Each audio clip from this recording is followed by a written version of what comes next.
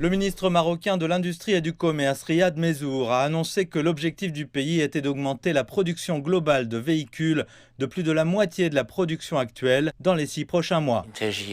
La production automobile marocaine s'élève à 700 000 véhicules.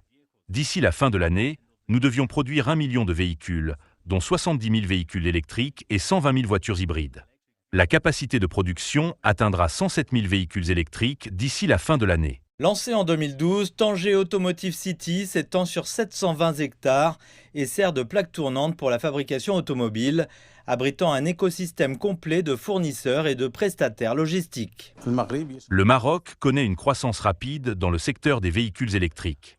Augmenter la capacité de production de 53% cette année est un objectif réalisable. Il renforce la position du Maroc en tant que pôle industriel régional pour la mobilité durable. En mars, la Commission européenne a imposé des droits compensateurs sur les importations de jantes en aluminium en provenance du Maroc. Cette mesure vise à contrer les subventions accordées par les autorités marocaines à son secteur automobile, que l'UE juge incompatible avec les règles de l'OMC.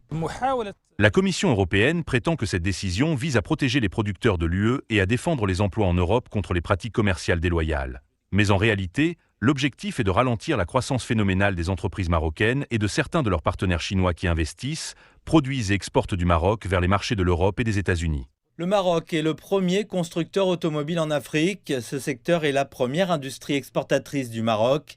Il a atteint 15,8 milliards de dollars en 2024.